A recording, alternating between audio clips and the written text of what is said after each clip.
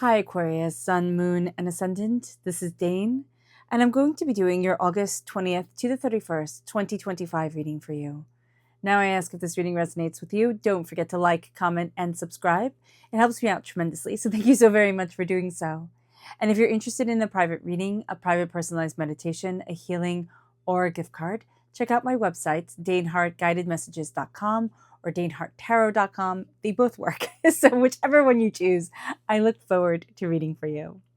Now, before we begin this reading, let us clear the energy space, raising our own energy vibration and releasing any negativity. This cleanse and meditation will be accompanied by a loud sound. So take a nice deep breath in, exhaling whenever it feels comfortable for you.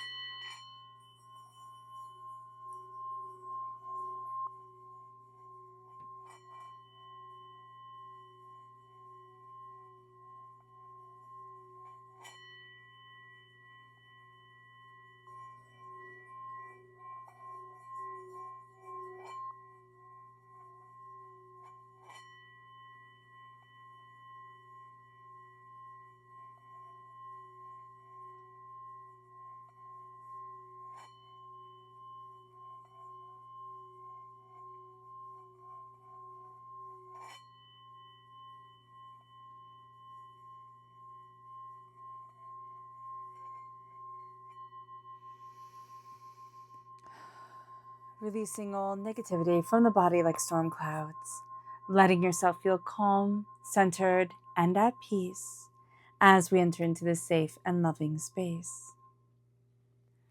All right, Aquarius, let's see what the tarot has to say. Angels and spirit guides, show me clearly. Guide this reading and show me clearly, angels and spirit guides, angels.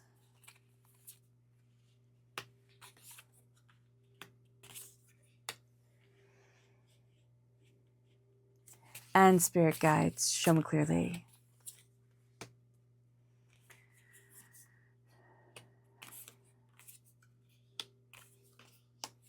Guide this reading and show me clearly, angels and spirit guides, angels. Ooh, and you have a bonus card. Well done, Aquarius. All right, Aquarius.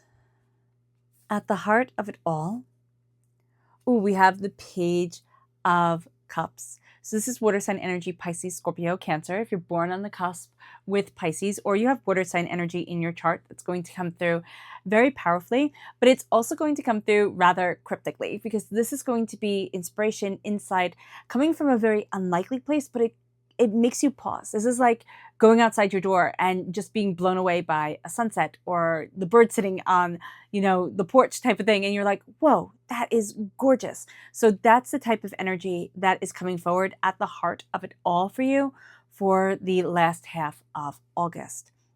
And it brings you to the challenge, which is the Three of Swords. This is a challenge for everybody whenever it comes up. Because the Three of Swords is heartbreak, it's pain, it's disappointment, it's the hardships and the, kind of distasteful things that we have lived through in our lives. Not necessarily distasteful in like it had to be horrible, but it was hard for us. It was hard. And it left wounds and it left scars and it made us feel overwhelmed and it made us doubt, how can we ever move forward? And so we're going to see with the Three of Swords here, we're looking at the pain that we have been through and we have to acknowledge it. And we have to release it, kind of like letting birds fly, into the wild. It's kind of like, I need to release this in order for me to fully embrace my heart, fully embrace what I love, and not sit there in pain forever. Because that's what the Three of Swords likes to do. It's like, okay, you can stay in pain forever. I totally got this. I'll help you, type of thing. It moves us to where we need to focus. And this is on the world. This is on stepping into the world. This is stepping into the world that we want. This is looking at what we desire for ourselves, what we're looking for us. It is life becoming bigger than what we had just seen, becoming bigger than what we had expected. And as we really focus on where do we want to be in this world, it brings us the energy that is leaving. And that is the Ace of Cups. So this is God's source spirit, however you see in the divine, the universe, handing you a gift of healing, beautiful love. And we might say, oh, I don't want that to end, but it does bring a time where we are emotionally way more sensitive to the world around us. Things hit us, more profoundly, more intensely, more overwhelmingly. So with the Ace of Cups coming into play, we are releasing this emotional kind of this emotionally primed state where we have taken in a lot of the world and now we're making sense of it. We're making sense of where we want to be, how we want to move forward, what we're looking for within ourselves. And it brings us to our strength. And that's the Three of Cups. You have people around you, Aquarius, that truly love you, that truly want you to succeed and achieve. And if you don't, if you're saying, Dane, I do not, you have your angels, you have your spirit guides. Your greatest strength is that you're not alone. And that either there's a whole team in the spirit world rooting for you, or there is a team that you have in your life that just wants the absolute best for you, the most beautiful, prosperous, bountiful energy gracing you and moving you forward. And it brings us then to your near future, which is the Queen of Swords. And this is you. This is you embracing, being a queen. This is you embracing your voice. You are represented by the swords in the minor arcana. It also represents Gemini in Libra. So if you have Gemini and Libra in your chart, that's very powerful. If you have Gemini and Libra in your life, they can come through very powerfully as well. But you're cutting through the doubts, the fears, the negativity. You are embracing your 10,000 hours of expertise to be able to move forward in your voice, to move forward in your knowledge, to move forward in what you have learned and what you have sacrificed for and everything that you have gained within yourself. And you are fierce.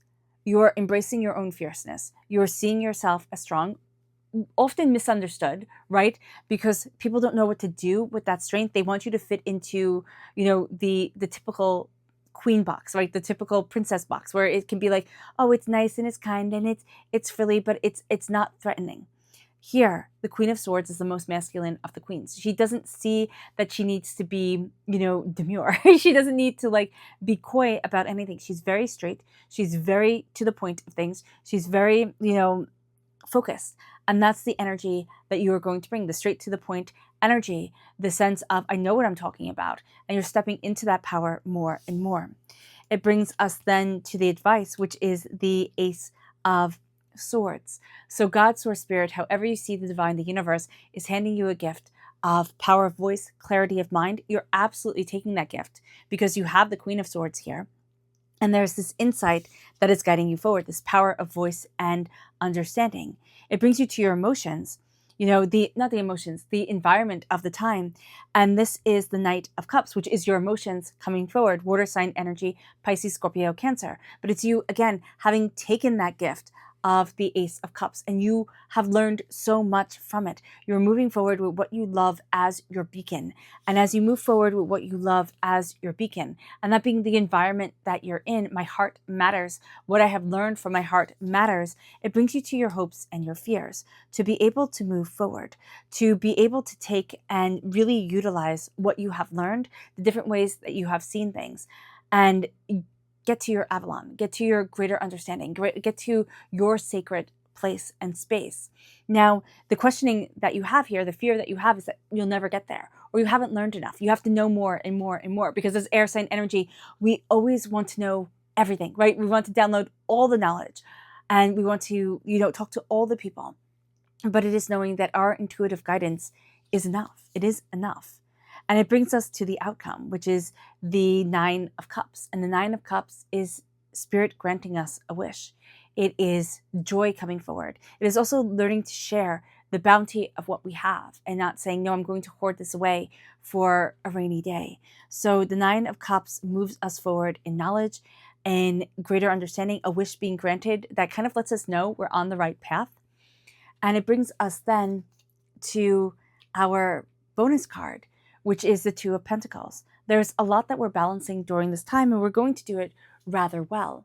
But we're also going to see that we cannot overload ourselves. It will be very easy to say, oh, I can do this, I can do that. No, make sure you do one thing at a time. That's going to be important.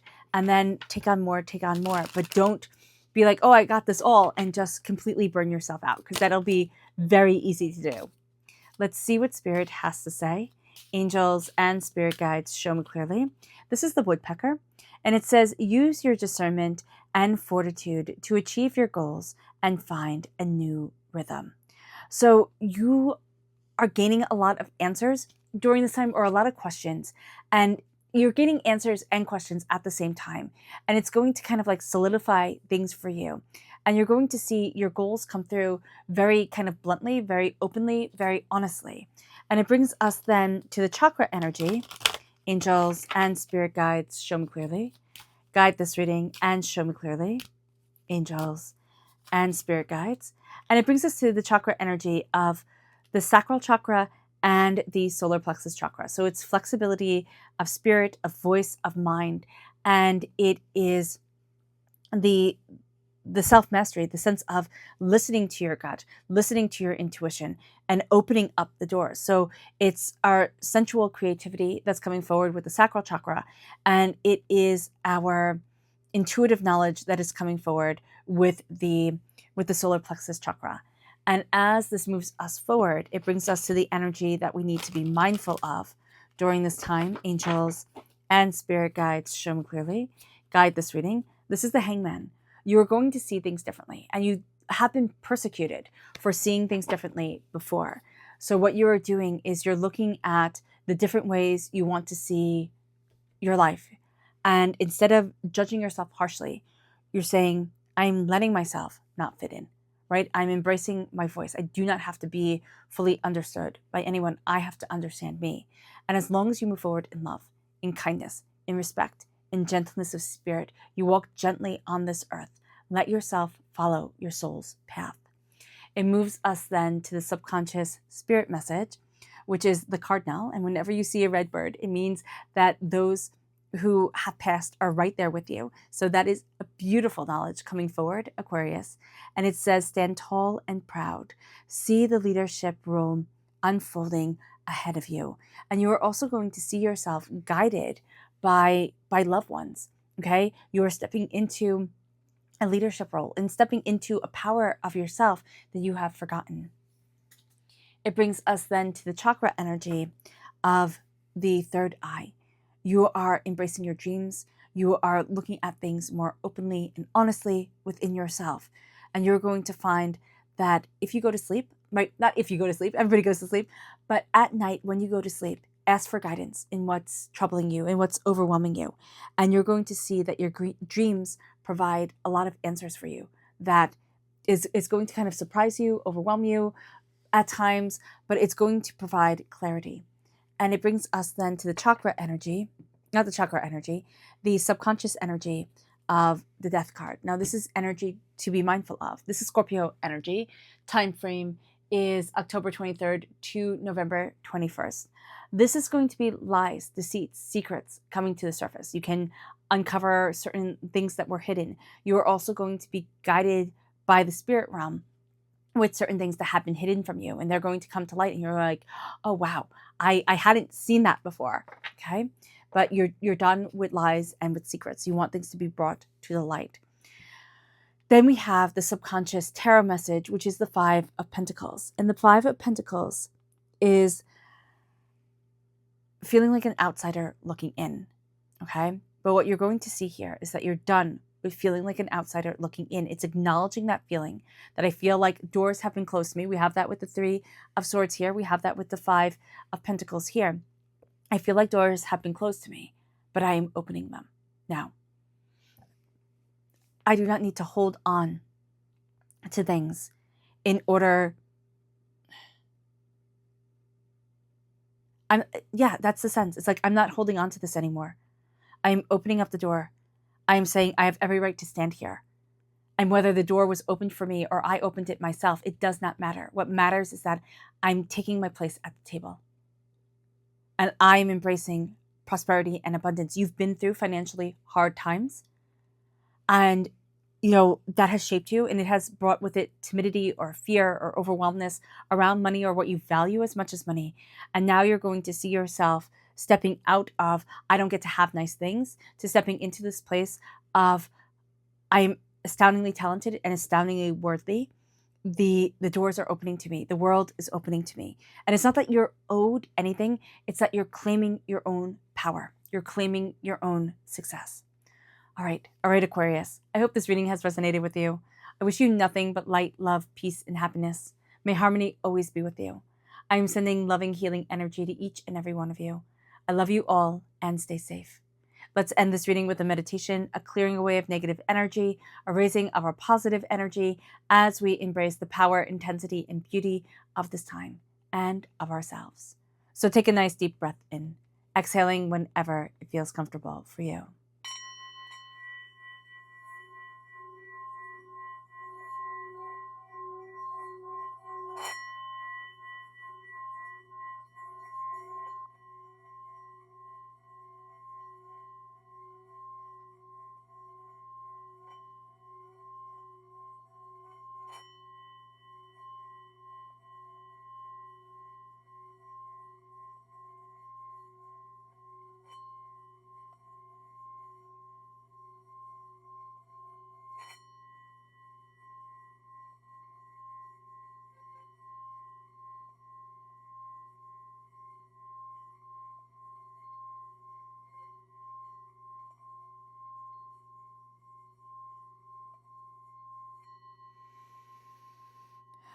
May you move forward in peace and in harmony, Aquarius.